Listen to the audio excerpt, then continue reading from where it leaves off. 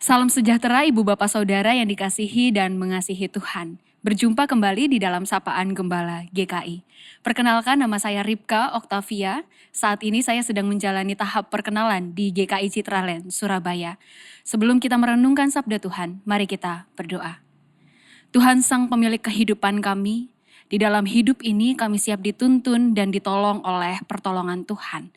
Melalui pembacaan firman Tuhan, kiranya Engkau yang mengurapi setiap hati dan pikiran kami, supaya kami bisa benar-benar mengerti, benar-benar mendengar dan juga melaksanakannya di dalam kehidupan hari lepas hari. Terima kasih ya Tuhan, bersabdalah karena kami anak-anak-Mu siap untuk mendengarkan. Amin. Tema kita hari ini adalah yang rusak dan yang hilang. Bacaan terambil dari Markus pasal 2 ayat 13 sampai 17. Demikianlah firman Tuhan. Sesudah itu Yesus pergi lagi ke pantai danau dan seluruh orang banyak datang kepadanya lalu ia mengajar mereka. Kemudian ketika ia berjalan lewat di situ, ia melihat Lewi anak Alfeus duduk di rumah cukai lalu ia berkata kepadanya, "Ikutlah aku." Maka berdirilah Lewi lalu mengikuti dia. Kemudian ketika Yesus makan di rumah orang itu, banyak pemungut cukai dan orang berdosa makan bersama-sama dengan dia dan murid-muridnya, sebab banyak orang yang mengikuti dia. Pada waktu ahli-ahli Taurat dari golongan Farisi melihat bahwa ia makan dengan pemungut cukai dan orang berdosa itu, berkatalah mereka kepada murid-muridnya, "Mengapa ia makan bersama-sama dengan pemungut cukai dan orang berdosa?" Yesus mendengarnya dan berkata kepada mereka, "Bukan orang sehat yang memerlukan tabib, tetapi orang sakit. Aku datang bukan untuk memanggil orang benar, melainkan orang berdosa."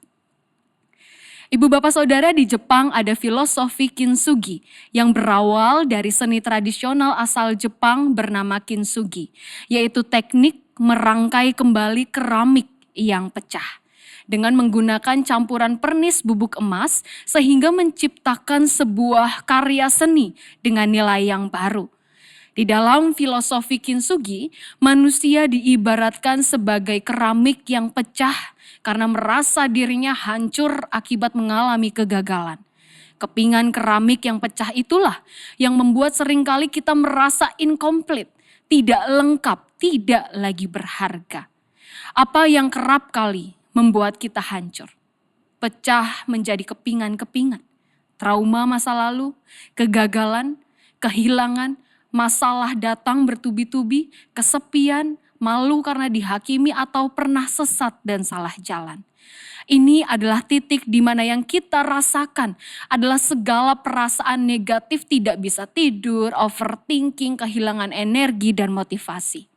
Namun, jika kintsugi menggunakan bubuk emas untuk melengkapi keramik yang pecah, kita punya Allah yang memperbaiki, melengkapi dan memulihkan kita.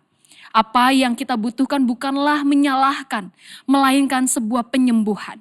Sebab di dalam diri manusia, Yesus tidak melihat dosa dan kesalahannya, melainkan lukanya, kerusakannya, sakitnya, kebingungannya, dan ketakutannya.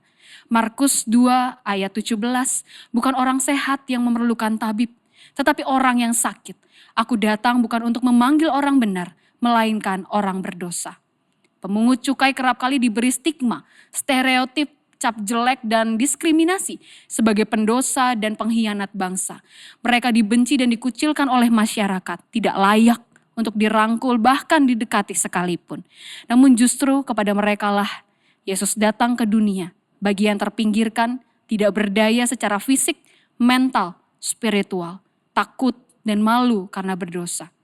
Mereka dipandang oleh Yesus sebagai orang sakit yang membutuhkan dokter, dipandang oleh Yesus sebagai orang yang rusak dan butuh diperbaiki dan diberi nilai baru, dipandang sebagai yang hilang dan harus ditemukan kembali, bukan sebagai yang bersalah, bukan sebagai yang berdosa, durhaka dan patut dihukum.